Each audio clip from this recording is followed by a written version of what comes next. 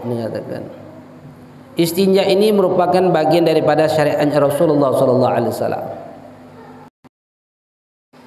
Istinja ini secara bahasa artinya gata, memutuskan, memotong. Wa syar'an, secara hukum syariat, izalatul kharij an-najis al-mulawith minal farji anil farji bima'in aw hajar.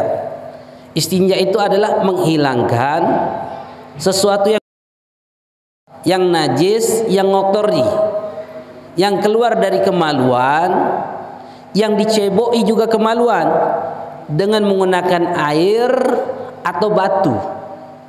Jadi istinja itu bisa dengan dua cara, bisa dengan menggunakan air, bisa menggunakan batu. Itu istinja.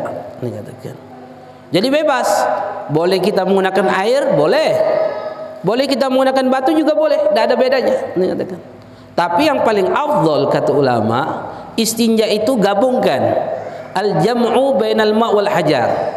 Kita gabungkan, itu yang paling afdal. Pertama kita istinja menggunakan batu, baru setelahnya istinja menggunakan air. Maka kita dapat dua pahala. Istinja pakai batu dapat pahala, istinja menggunakan air pun juga dapat pahala. Tapi kalau disuruh memilih mana yang lebih afdal, maka istinja menggunakan air lebih afdal daripada istinja menggunakan batu. Kenapa? Karena kata ulama, kalau istinja menggunakan air itu bisa menghilangkan ain dan athar, bekas daripada kotoran tersebut. Beda kalau istinja pakai batu, itu hanya menghilangkan ainnya saja, atharnya masih ada, bekasnya itu masih ada. Itu yang dikatakan oleh ulama. Kemudian hukum daripada istinja itu sendiri, hukumnya yang pertama terkadang hukumnya wajib, terkadang hukumnya sunnah, terkadang hukumnya makruh, terkadang hukumnya haram. Kapan diwajibkan istinja? Jika yang kotor tersebut ngotori, yang keluar itu ngotori. Jika yang keluar itu ngotori, maka wajib bagi kita untuk istinja. Pertanyaannya, seketika atau boleh ditunda? Cebo itu wajib seketika atau boleh ditunda? Kata ulama enggak wajib seketika, artinya boleh ditunda. Habis BAB entu dulu, deres dulu, enggak apa-apa. Habis BAB main bola dulu, enggak apa-apa. Enggak diwajibkan seketika. Kapan diwajibkan cebok itu? Ketika dibutuhkan kesucian. Ketika hendak sholat, pada saat itu dibutuhkan kesucian, baru di situ diwajibkan untuk cebok. Artinya makanya kita orang kalau seandainya kencing di kebun misalnya, nggak tahan lagi, nggak wajib cebok saat itu. Berapa banyak kaum laki-laki kalau kencing jarang cebok.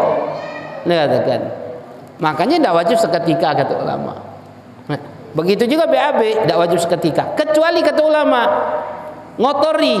Ini kalau nggak cebok seketika, ini bakal belepotan, dikatakan. Maka pada saat itu wajib cebok seketika. Kenapa wajibnya? Karena bukan karena BAB-nya, tapi karena ngotorinya kata ulama. Ngotori badan kita dengan najis itu hukumnya haram. Ngotori badan kita dengan najis haram. Contoh, misal habis motong kambing, tukang jagal, habis motong kambing, pisau yang darah itu dilapin di pakaiannya, haram hukumnya. Ngapa haram? Karena mengotori diri kita dengan najis itu hukumnya haram kata ulama. Ini yang pertama, hukumnya wajib dikatakan. Yang kedua, hukumnya sunnah. Kapan sunnah kita cebok? Jika yang keluar itu jamin, benda padat yang tidak ngotori kata ulama. Misal pernah tuh di media sosial Habib lihat ada orang BAB telur. Ada kan? Pernah lihat kan? Pluk, keluar telur, direkam lagi. Masya Allah. Ngotori nggak? Nggak ngotori, dikatakan nggak ngotori. Apa hukum ceboknya? Hukum ceboknya sunnah, tidak wajib. Kenapa nggak wajib? Karena nggak ngotori kata ulama. Berbeda kalau ngotori, hukumnya jadi wajib, dikatakan. Yang ketiga kata ulama, hukumnya makruh kita cebok. Kapan dimakruhkan kita cebok? Hukum dimakruhkan kita cebok itu kata ulama ketika yang keluar itu angin, kentut. Gitu kan. Kalau kita kentut jangan cebok, mengatakan. Makruh hukumnya. Apa sebabnya kata ulama? Karena bisa menimbulkan sifat was-was. Manusia itu terkadang dengan kebiasaannya. Kalau biasanya kentut cebok, akhirnya setiap kentut mau cebok lagi. Setiap kentut cebok, mengatakan. Makanya bisa menimbulkan sifat was-was kata ulama. Mengatakan. Jadi jangan cebok kalau kita kentut, mengatakan. Lalu yang keempat, hukumnya haram. Kapan diharamkan cebok? Ka'an yakuna bi maghzubin kata ulama. Kalau seandainya boleh gosok. Gosok apanya? Airnya. Airnya boleh maling. Kita pakai airnya untuk cebok. Apa hukum ceboknya? Haram. Tapi sah nggak ceboknya? Sah, tapi hukumnya dosa. Gosok itu ambil hak orang tanpa izin orang tersebut. Itu namanya gosok. Hukumnya haram.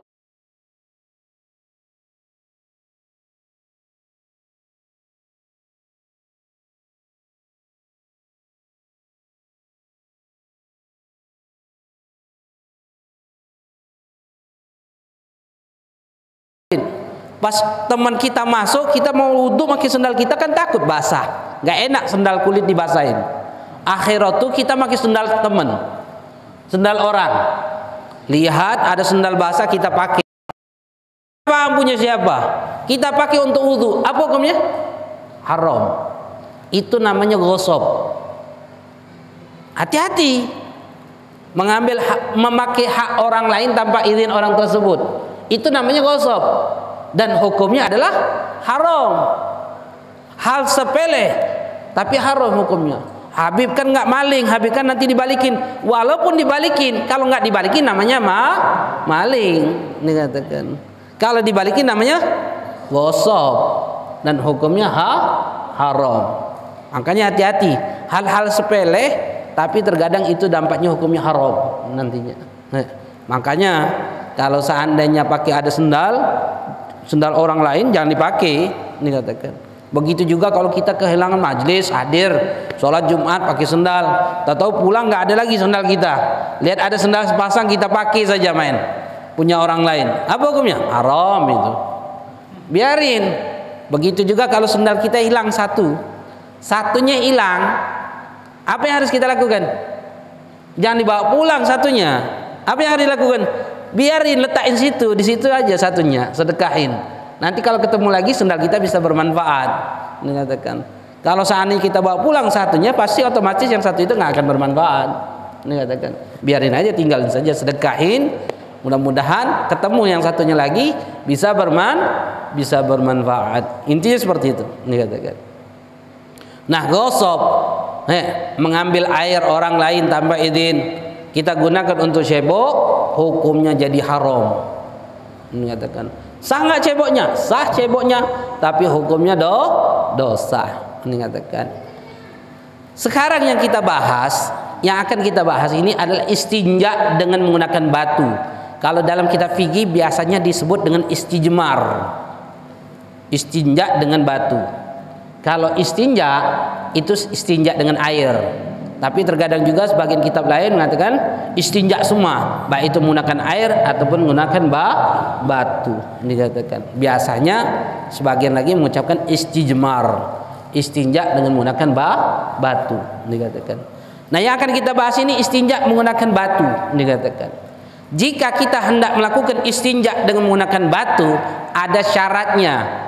Sekarang ini Pak, Bu, jika kita pergi keluar seperti naik pesawat, ke mall, di bandara-bandara itu sekarang ini jarang istinja menggunakan air, itu jarang sudah. Rata-rata istinjanya itu menggunakan hajar tadi, baik itu tisu dan yang lainnya. Rata-rata itu semuanya, rata-rata kamar mandinya sekarang ini toiletnya itu pakai tisu. Hukumnya sama dengan istinja pakai batu ini. Maka yang dimaksudkan batu di sini apa? Ada 4 syarat yang dikatakan batu tersebut. Yang pertama jamid, benda padat, bukan benda cair. Yang kedua, tahir, suci. Bukan najis atau mutanajis. Arti najis misalnya apa? Kotoran onta yang kering, kotoran sapi kering, kan jadi kering. Najis hukumnya, nggak bisa digunakan, dikatakan. Yang ketiga, golek, bisa mencongkel najis tersebut. Kalau kelereng bisa nyengkel nggak? Nggak bisa, dikatakan. Pasir bisa nyongkel nggak? Nggak bisa, dikatakan. Walaupun benda padat pasir itu suci, tapi nggak bisa nyongkel. Harus syaratnya bisa nyongkel, dikatakan. Lalu yang keempat, ghairu muhtaram, bukan benda-benda terhormat. Apa benda terhormat? Seperti misalnya kitab-kitab fikih, kitab-kitab itu kita gunakan untuk istinja, nggak boleh. Atau makanan tuh apa, tempe goreng itu, nah, boleh nggak gunakan? Roti gabing tahu roti gabing jenengan? Nah, boleh nggak untuk istinja? Nggak boleh. Makanan atau tulang, boleh nggak untuk istinja? Nggak boleh. Kenapa? Makanan juga. Ini katakan, makanan siapa tulang? Makanan saudara kita, kata Rasulullah. Ta'amu ikhwanukum, kata Rasulullah. Makanan saudara kita. Siapa saudara kita? Jin. Nah, jin itu makannya tulang. Makanya jenengan kalau makan ikan, ayam, tulangnya jangan dihancurin, sisain biar dimakan oleh jin. Ini enggak, masya Allah, tulang digigit, habisin. Harusnya sisain, biarin. Untuk siapa? Sedekah sama jin. Sedekah sama jin. Makanya makanan itu jarang sekali mubadzir. Kalau makanan enggak habis mubadzir, enggak juga. Banyak makhluk Allah yang masih makannya. Burung, ulet, ayam. Yang mubadzir itu kategorinya yang menghabiskan harta tidak ada manfaatnya. Contoh, beli rokok, itu mubadzir. Jelas tidak ada manfaatnya, ini katakan. Itu baru haram nantinya timbulnya, ini katakan. Nah, kalau makan Habib nggak sisa, nanti nangis nasinya, nggak mungkin nangis nasinya. Biarin, kenapa nggak selesai? Biarin, kasih hewan yang lain, bakal pasti habis itu. Baik dimakan oleh bakteri, ulet, cacing, ayam dan yang lain-lainnya. Pasti saja akan dimakan oleh makhluk Allah yang lainnya. Itu nggak akan dikategorikan mubazir, kecuali mubazir itu contoh kita butuh makanannya dibuang. Ini katakan, itu yang dikategorikan mubazir nantinya. Harus diberikan manfaat dulu kepada kita orang. Jika sudah tidak ada manfaatnya kepada kita, baru kita serahkan kepada yang lain. Dikatakan. Kemudian, jadi yang dikatakan hajar batu di sini apapun yang sifatnya benda padat, suci, bisa mengangkat dan bukan benda terhormat. Seperti tisu. Tisu ini bisa dikategorikan batu. Ini katakan. Ini tisu. Ini syaratnya dikatakan oleh ulama. Nah, syaratnya ada 8. Yang pertama, ayyakuna bi thalathati ahjar. Disyaratkan ketika kita hendak istinja harus dengan 3 batu. Apa maksud 3 batu ini? 3 kali usapan kata ulama. Walaupun 1 batu. Misal nih kain atau tisu atau kayu atau batu atau apapun yang sifatnya. Nah, ini misalnya kita cebok misalnya. Yang pertama nih, usap dulu sini. 1, lipat. 2, lipat lagi. 3, cukup kata ulama. Yang penting 3 kali usapan, nggak boleh kurang. Habib masih ada, maka wajib yang keempat kalau masih ada. Sampai hilang ainnya. Kalau sudah hilang ainnya, sudah cukup.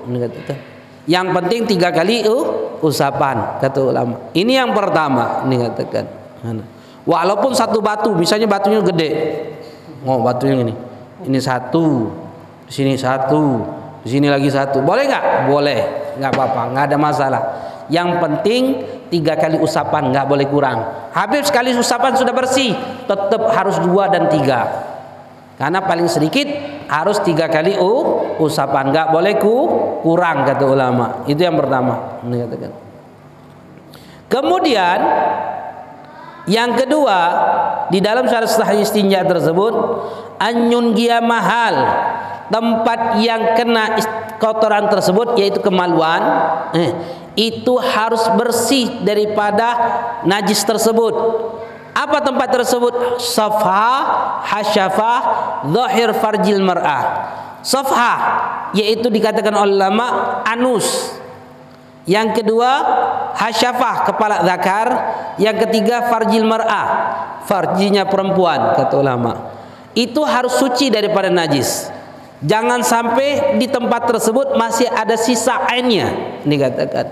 Dikatakan oleh ulama, bagaimana cara membersihnya?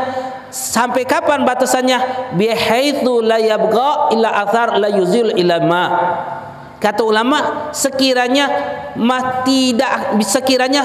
sisa la yabqa, tidak ada sisa kecuali athar saja, bekasnya saja dari kotoran tersebut, yang tidak akan bisa hilang kecuali dengan menggunakan air. Baru cukup, kata ulama, untuk istinja tersebut.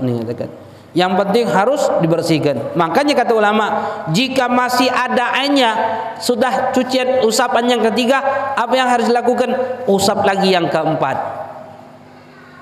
usap lagi yang kelima, sampai dari kata ulama harus hilang. Ini katakan ulama.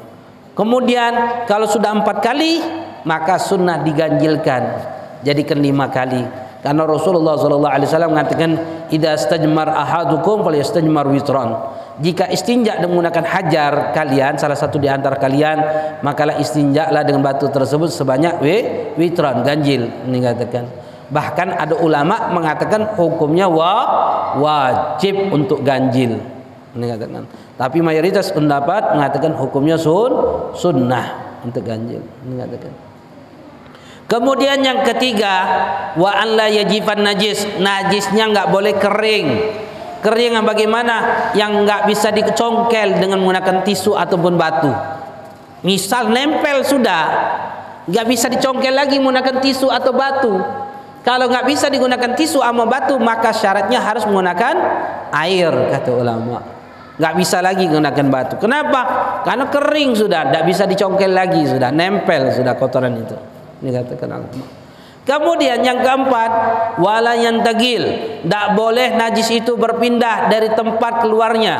Jika najis itu berpindah dari tempat keluarnya, maka hukumnya wajib menggunakan air. Makanya yang namanya istinja itu keluar dari kemaluan, yang diceboi juga kemaluan. Jika keluar dari kemaluan, nempel ke paha, nempel ke kaki, mercik ke paha, ke kaki, maka bagian paha dan kaki ini bukan dikatakan istinja lagi sudah. Namanya menghilangkan najis. Kalau menghilangkan najis, syaratnya harus menggunakan air, nggak bisa lagi menggunakan tisu.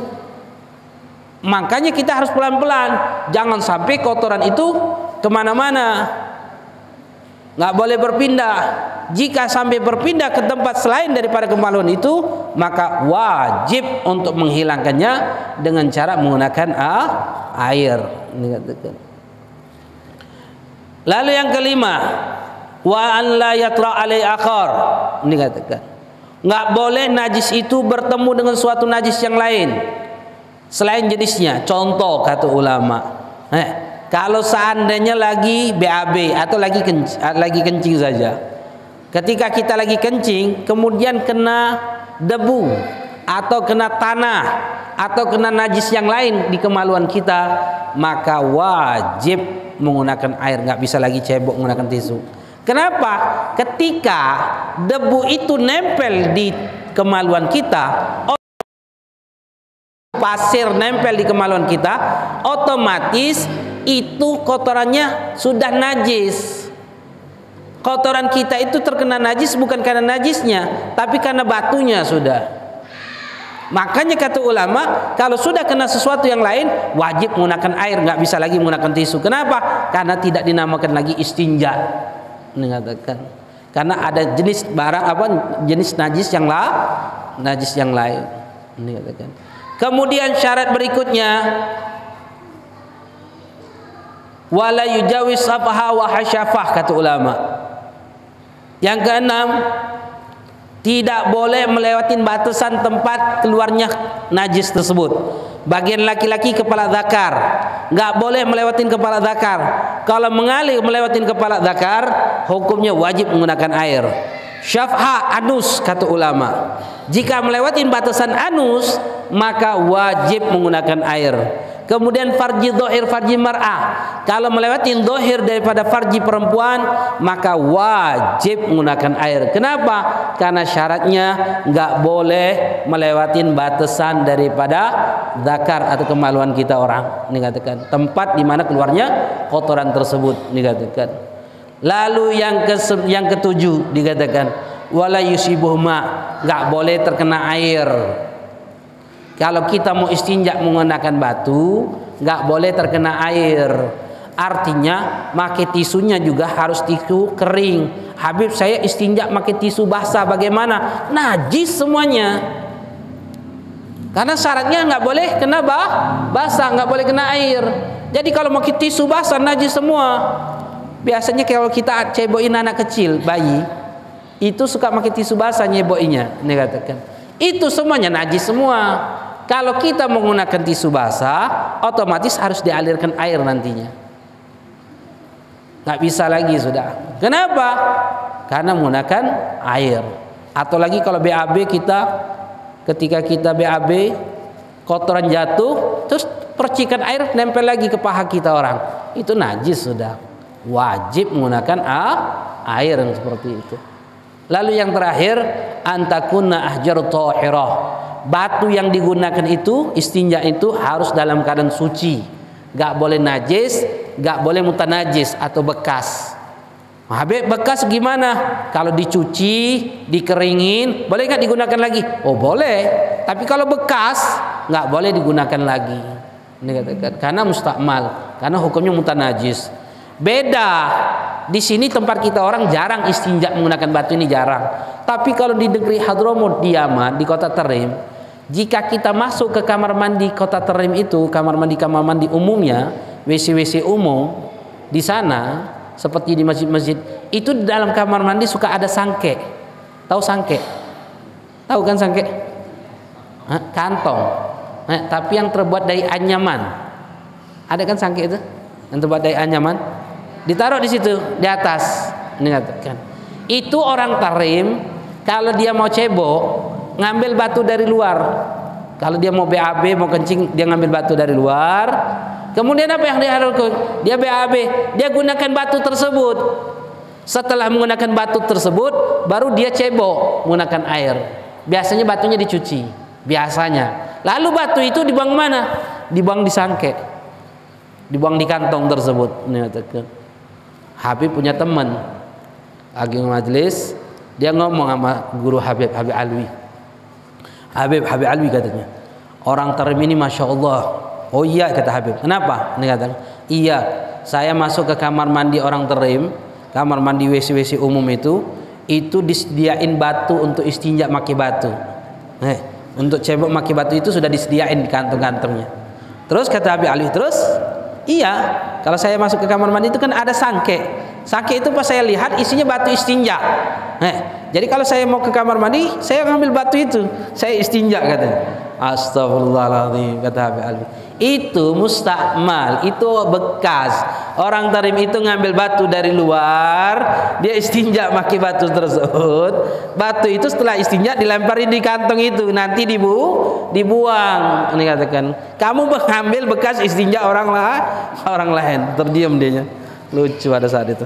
Tapi artinya seperti itu mereka orang. Bahkan kita nemui para ustaz-ustaz kita, guru-guru kita orang, kalau mereka mau istinja kamar mandi mereka bawa tisu. Tapi terkadang istinja tempat kita orang pakai tisu ini bikin mampet. Bikin mampet kloset. Kecuali memang ada tisu-tisu yang langsung hancur. Ini katakan untuk BAB. Makanya di pinggir-pinggir ketika kita toilet umum di bandara, di mall, itu ada tisu-tisu itu tisunya langsung hancur nanti. Memang dimasukin ke dalam toilet, ini katakan. Makanya habis cebok itu biasanya mereka cebok lagi dengan menggunakan air, ini katakan. Sekarang ini sudah berapa banyak kloset-kloset itu pertama ceboknya menggunakan tisu. Setelah menggunakan tisu dipijit tombol, ada gerakan di situ, kayak tombol kayak ini, gerakan seperti itu keluar dari dalam air mancur, dikatakan. Ada yang keluar dari dalam untuk kita cebok tanpa menggunakan tangan lagi ceboknya, disemprot langsung, dikatakan. Banyak sekarang ini rata-rata WC-WC umum di mall, di bandara seperti itu semua jarang pakai air sudah. Makanya jenengan kalau masuk toilet di situ siapkan tisu sudah. Bawa tisu. Kenapa? Karena mereka tidak menyediakan air lagi untuk cebok. Mereka rata-rata menggunakan tisu. Makanya kalau menggunakan tisu artinya syarat tadi kita perhatikan. Nah, jangan belepotan, pelan-pelan, hati-hati percikan-percikan tersebut. Kalau sudah istinja saja pakai tisu. Setelah istinja pakai tisu, wudu kita sholat, sah nggak sholatnya? Sah sholatnya, nggak ada masalah. Kenapa? Karena kita sudah istinja menggunakan batu tadi, atau yang kita kenal dengan hajar, dikatakan. Itu istinja, dikatakan oleh ulama. Kemudian itu syarat untuk kita istinja. Jika kita ingin istinja menggunakan batu, maka yang didahulukan adalah istinja kemaluan belakang, baru kemaluan depan, dikatakan. Jika kita untuk istinja menggunakan batu, dikatakan. Tapi kalau istinja menggunakan air, yang harus didahulukan kemaluan depan dulu, baru kemaluan belakang. Itu sunnahnya. Itu sunnahnya. Kemudian adab-adab ketika kita godil hajat, ini penting supaya kita jangan terlalu berlamaan ke kamar mandi. Di antaranya disunnahkan bagi mereka yang hendak godil hajat, ini katakan, untuk tidak menghadap matahari ataupun membelakangi matahari jika di lapangan. Ini katakan lapangan. Tapi kalau di kamar mandi bagaimana Habib? Menghadap matahari atau membelakangi matahari atau menghadap kiblat bagaimana? Enggak apa-apa. Ini katakan. Tidak apa-apa jika itu di kamar mandi. Tapi kalau di lapangan itu hukumnya bisa haram kata ulama. Membelakangi kiblat atau menghadap kiblat atau membelakangi matahari atau menghadapi matahari. Hukumnya adalah haram kata ulama. Kemudian ketika kita hendak masuk ke kamar mandi, dikatakan sunnah ayyatana'al, untuk pakai sendal. Makanya perhatikan Bu, Pak, sediakan kamar mandi kita itu sendal, dikatakan. Sediakan sendal. Kemudian sunnah pakai kopiah, sunnah pakai kerudung. Makanya di kamar mandi itu sediakan depan kamar mandi itu buat gantungan, sediakan kopiah, sediakan kerudung. Jadi kalau mau masuk kamar mandi, yang laki pakai kopiah, yang perempuan pakai kerudung. Sunnah. Ini justru sebaliknya. Ada orang masuk kamar mandi, kopiahnya dibuka, dilepaskan. Padahal sunnah pakai kopiah, ini katakan. Li'itiba, karena hukumnya sunnah. Karena Rasulullah sallallahu alaihi wasallam mengatakan, karena Rasulullah sallallahu alaihi wasallam idza dakhala khala ghutiya ra'sah wa idza ata ahlu ghutiya ra'sah. Rasulullah sallallahu alaihi wasallam itu jika masuk ke kamar mandi, Rasulullah pakai kopiah. Begitu juga kalau mau jima, mau berhubungan badan sama istri, sunnahnya pakai kopiah. Tidur sunnah pakai kopiah. Nih katakan, pakai kerudung sunnah.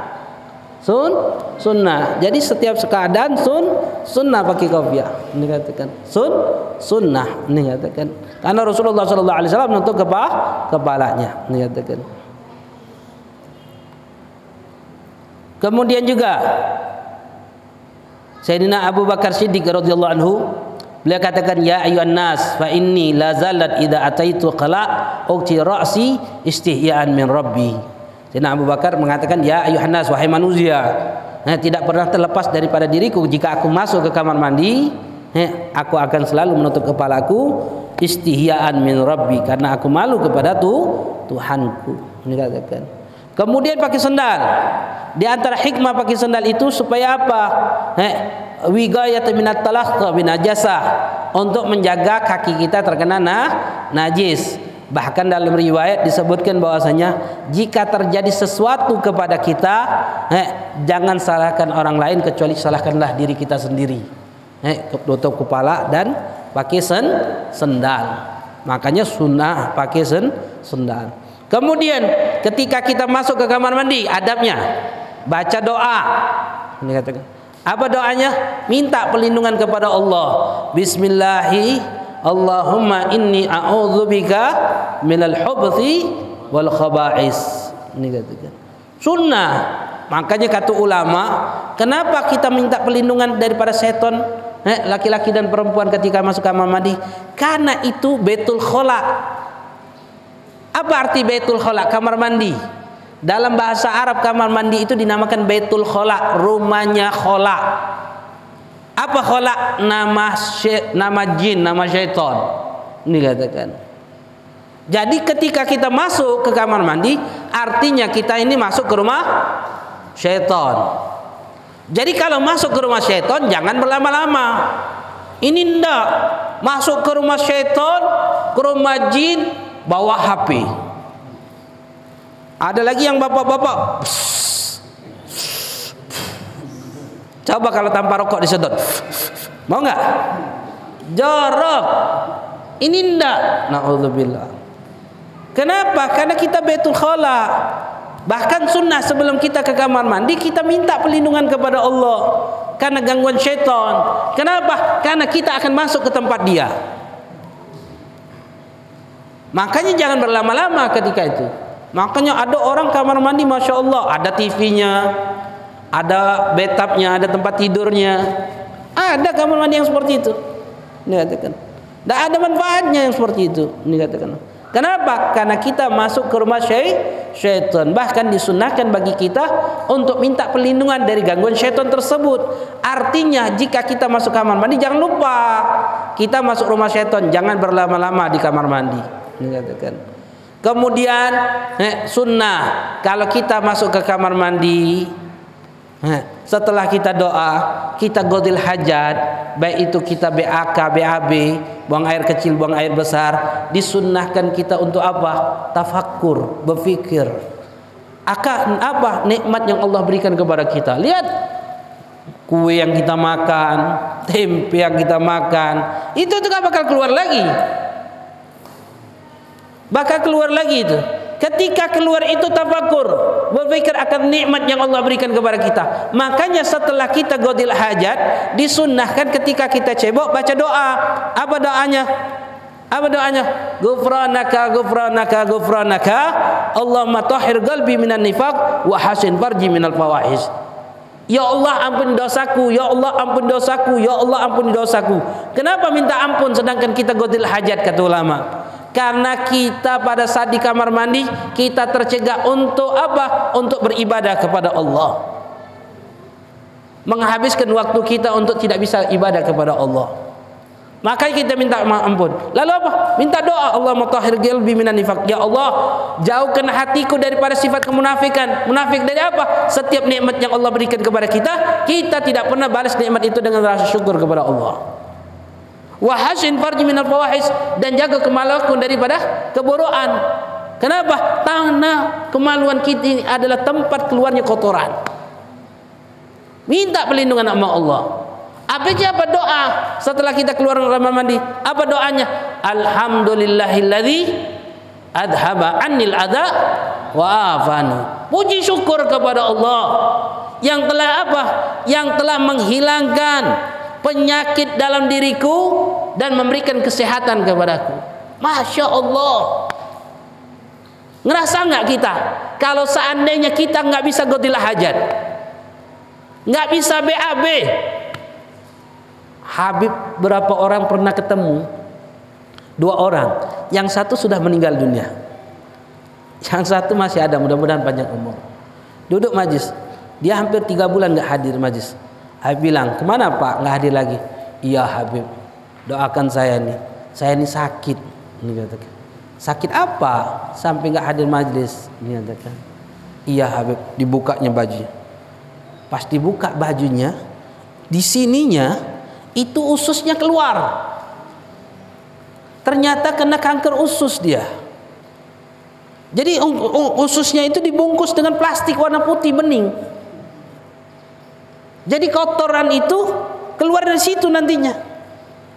Masya Allah. Habib bilang, nanya sama dia, gara-garanya apa? Pernah nggak nanya sama dokter? Nanya. Kata dokter, iya karena makanan-makanan. Ini katakan. Karena sulit BAB. Ini katakan. Terus kejadiannya gimana? Jadinya biasa Habib. Saya nggak sakit. Suatu saat saya nggak bisa BAB. Saya pikir biasa. Sehari. BAB itu biasa. 2 hari. Ini pas kemudian 2 hari, 3 hari. Saya makannya obat biasanya keluar. Ini nggak keluar-keluar. Akhirnya tuh saya makan nggak bisa keluar lagi kecuali dimuntahkan. Akhirnya 3 hari periksa ke dokter. Di apa? Kayak orang yang baru lahir gini katanya. Dilihat pakai alat itu. Ini katakan.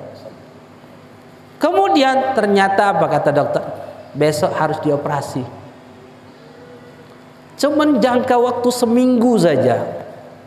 Dari mulai sakit sampai divonis dia kena kanker. Seminggu kemudian dia operasi. Padahal sehat, nggak ada apa-apa. Suatu saat nggak bisa BAB. Bayangkan kayak kita orang saat ini sehat. Bayangkan kalau nggak bisa BAB. Luar biasa nikmat yang Allah berikan ketika kita BAB itu. Nikmat yang luar biasa. Bahkan nikmat BAB itu lebih nikmat daripada makanan yang kita masukkan. Kenapa? Karena kalau kita nggak makan masih bisa makan yang lain kita orang. Tapi kalau nggak bisa BAB luar biasa. Sampai ini 3 hari. Habib ada satu lagi orang yang seperti ini. Subhanallah sampai dengan ajalnya. Tapi sering majelis. Gara-gara sakit dia majelis. Dulu pas belum sakitnya nggak, kalau diajak majelis nggak pernah mau. Pas sakit baru duduk majelis taklim. Lumayan bertahan hampir 1 tahun dia. Rajin majelis sampai dia ngomong sama Habib. Suami istri ngomong sama Habib. Habib, angkat saya jadi murid Habib. Habib pikir dalam hati enak saja. Habib bilang, yang penting Bapak Habib bilang sering-sering majelis saja. Iya Habib, saya yakin. Tapi subhanallah, di akhir hidupnya itu luar biasa. Dia sholat, dia duduk majelis taklim, dia bantu dakwah, luar biasa. Luar biasa, luar biasa. Sampai-sampai hari pas mau meninggalnya, dia kumpulkan anaknya, pas kebetulan itu waktu majelis Habib. Dia masuk rumah sakit. Dia bilang, ini hari Selasa, kata dia. Kamu pergi majelis. Sekarang nih Habib nunggu aja, pergi semuanya majelis. Anak-anaknya sudah diajak semua, disuruh majelis. Subhanallah, anaknya majelis, pergi majelis, pas pulang meninggal orang tuanya. Masya Allah, luar biasa. Habib bilang di akhir hidupnya bagus, masya Allah. Ini katakan, kita orang belum tahu, kita orang, masya Allah. Makanya luar biasa nikmat kita dikasih makanan, bisa BAB. Makanya jangan lupa berdoa. Habis BAB itu jangan lupa berdoa, bersyukur sama Allah. Apa? Alhamdulillahilladzi adhaba anil adha. Puji syukur kepada Allah yang telah menghilangkan kotoran daripada tubuhku. Itu kotoran kalau nggak bisa keluar jadi penyakit. Penyakit yang bisa mematikan kita. Terus apa? Wafani, memberikan kesehatan kepadaku. Ketika kotoran ini keluar, sehat kita orang.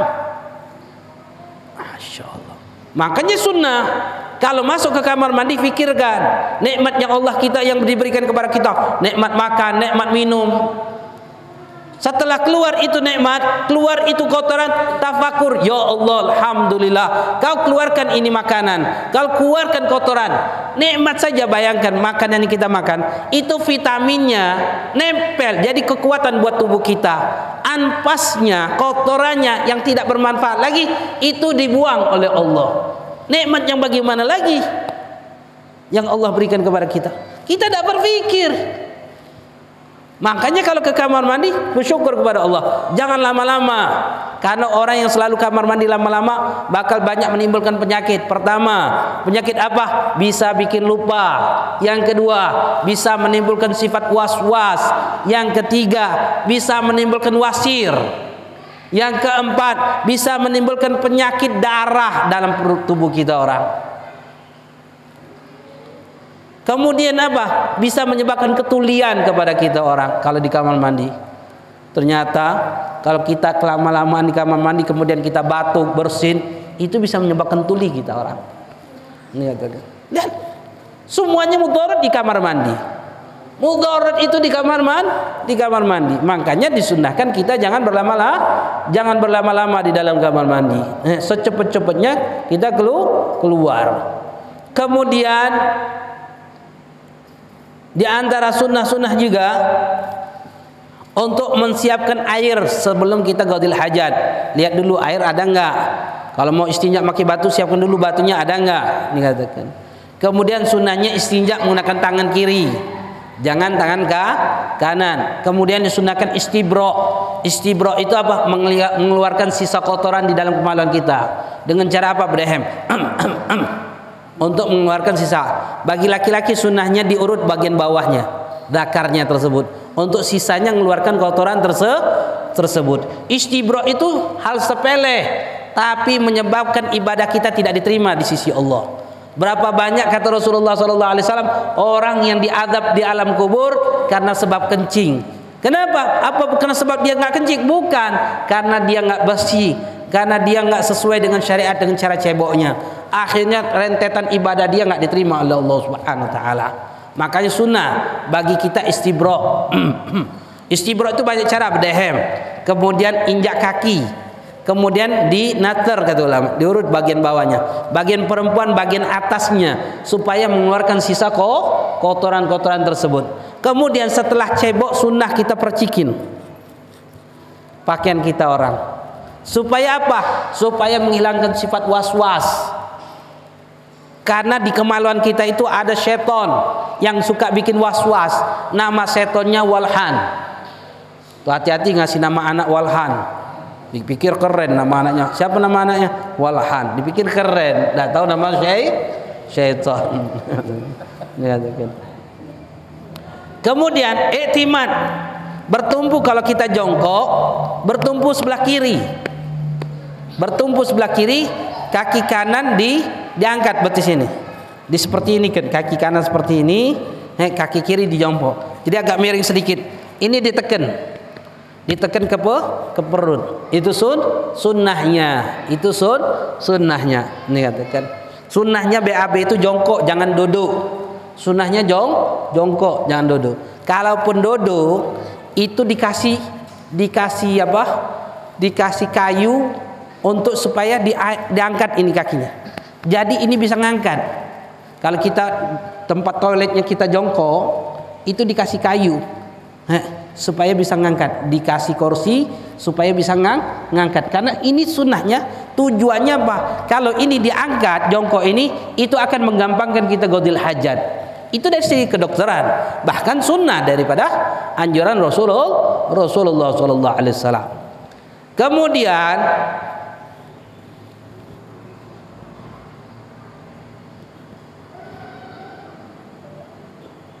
itu diantara sunnah-sunnah di dalam itu. Kemudian setelah istinja disunahkan kita wudu, dikatakan. Lalu membaca doa ketika keluar kamar mandi, masuk kamar mandi kaki kiri, keluar kamar mandi kaki kanan. Baca doanya, Allahumma tahhir qalbi minan nifaq wa hasin farji minal fawahis. Alhamdulillahilladzi adhaba annal adza wa afani. Puji syukur kepada Allah yang telah menghilangkan kotoran dari diriku dan memberikan kesehatan kepadaku. Dan juga ghufranaka sebanyak 3 kali, di antaranya untuk minta ampunan kepada Allah Subhanahu wa taala. Itu di antara dari apa-apa yang dianjurkan ketika kita qadil hajat. Wallahu a'lam bissawab. Ada yang ditanyakan dalam bahasa ini? Silakan. Mengenai cebok tadi kan diusap istilahnya. Kalau enggak karena yang di batu. Ketika istinja, pakai batu, bagi laki-laki enak. Misalnya dinding aja, dinding kamar mandi, digoyang-goyangin. Cukup enggak? Cukup. Yang penting 3 kali usapan, asal dinding kamar mandi sendiri dikatakan. Habisnya siram dengan syarat dindingnya nggak boleh basah dikatakan. Itu diperbolehkan dikatakan. Ada yang tanya? Nggak ada? Ada yang mau tanyakan?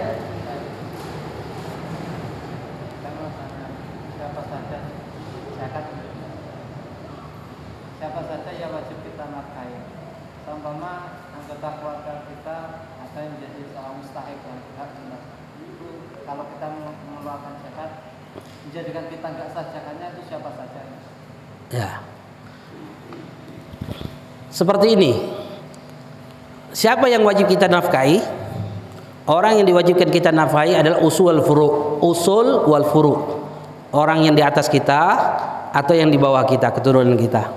Nah, usul ini siapa? Orang tua kita ke atas. Wajib kita berikan nafkah dengan syarat. Satu syaratnya. Apa? Mereka miskin. Ketika orang tua kita ke atas, mereka miskin, maka wajib bagi kita untuk kita berikan nafkah. Orang tua, kakek, nenek ke atas. Jadi bukan sebatas orang tua saja, kakek nenek pun juga adalah wajib penyebagian kita juga untuk kita berikan nafkah dengan syarat satu, miskin. Yang kedua, furu, keturunan kita, wajib kita berikan nafkah dengan syarat 2. Yang pertama, dia adalah orang miskin. Yang kedua, dia adalah orang yang tidak mampu karena sebab sakit atau karena sebab masih kecil atau karena sebab lumpuh dan yang lainnya. Contoh, jika anak kita dia adalah miskin dan dia adalah masih kecil belum balik, maka dia tanggung jawab kita. Tapi kalau dia kaya, masih kecil, maka tidak wajib kita berikan nafkah. Nafkah dia dari hartanya sendiri. Jika dia kecil, jika dia miskin tapi dia sudah balik, lepas tanggungan nafkah untuk kita kepada mereka orang. Makanya anak kalau sudah balik, lepas tanggung jawab nafkah kita orang. Ini katakan, paham? Nah, memberikan zakat kepada orang yang diwajibkan nafkah nggak boleh.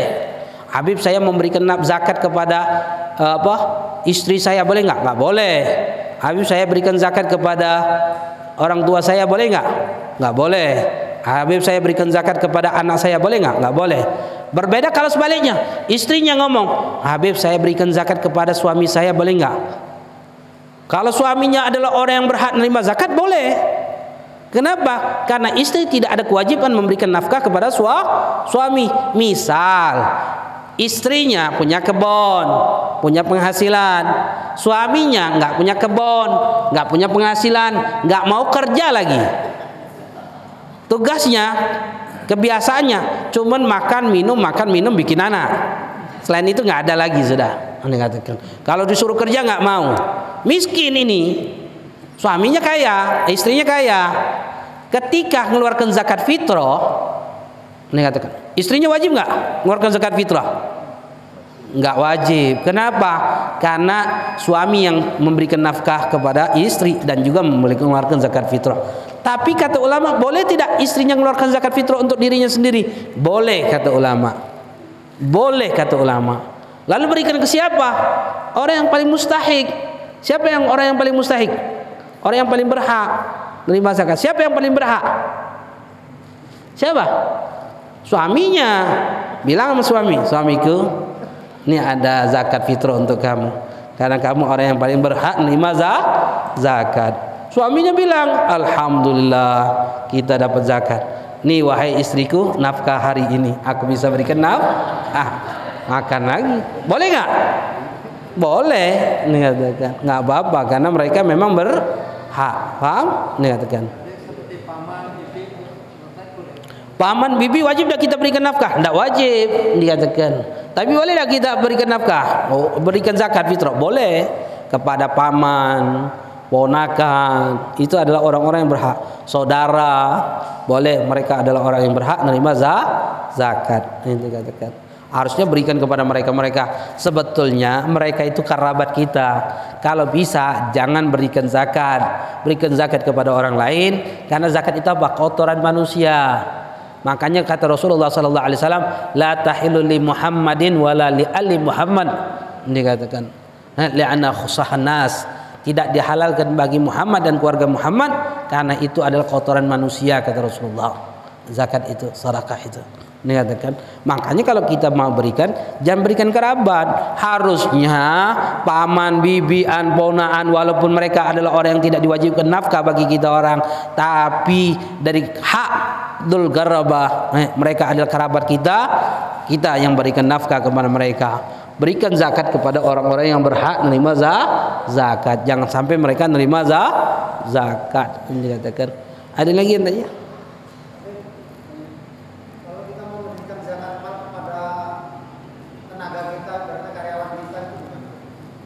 Zakat mal boleh kita berikan kepada pegawai kita, tapi dengan syarat pegawai ini kategorinya adalah miskin. Kalau kategori pegawai ini bukan kategori miskin, maka tidak berhak menerima zakat. Miskin itu bagaimana? Ada fakir, ada miskin. Fakir itu butuh 10 dalam hidupnya, tapi yang dihasilkan 1, 2, 3, 4, 5. Itu fakir. Miskin butuh 10 dalam hidupnya, yang dihasilkan 6, 7, 8, 9. Enggak lebih dari 9. Itu miskin. Kalau butuh 10 dapatnya 10, berarti kecukupan. Berhak menerima zakat? Enggak berhak menerima zakat. Jadi ingat, kalau pegawai kita kategorinya miskin, boleh kita berikan zakat. Tapi kategorinya kalau dia bukan miskin, dia adalah orang yang berkecukupan, maka enggak boleh bagi kita untuk berikan zakat. Dan kebanyakan juga yang seperti ini tadi, orang ini karena mau ngasih apa? Mau ngasih THR, lebaran, itu pegawainya dikasih duit zakat karena nggak mau mengeluarkan THR dari kantong pribadi, maka nggak boleh. Kenapa? Karena zakat itu harus diberikan kepada mustahik. Kapan itu dikatakan ibadah zakat? Kapan itu dikatakan ibadah zakat? Jika kita berikan kepada mustahik, baru dikatakan ibadah zakat. Jika kita berikan kepada orang yang bukan mustahik, zakat bukan? Bukan. Makanya dalam syariat diatur siapa orang yang wajib mengeluarkan zakat, siapa orang yang berhak menerima zakat. Diatur dalam syariat. Nggak boleh asal-asalan kita orang, nggak boleh. Dikatakan, Habib saya suka diberi zakat, tapi saya ini orang yang tidak berhak menerima zakat. Bagaimana Habib? Balikin, kasih tahu. Nggak enak Habib, nanti tersinggung orangnya. Apa yang harus dilakukan? Terima saja, lalu berikan kepada orang yang berhak menerima zakat. Nggak apa-apa. Biar dia faham, dia pahalanya ibadah zakatnya diterima oleh Allah. Paham? Dikatakan itu saya. Habib saya menerima zakat kemarin Habib atas nama amil. Bagaimana? Keluarkan. Amil itu adalah orang yang ditunjuk oleh pemerintah, bukan yang ditunjuk oleh masjid, bukan yang ditunjuk oleh musola. Paham? Jadi harus dikeluarkan kalau yang nggak terima zakat. Ada lagi ya? Ada lagi? Nggak ada? Ibu-ibu?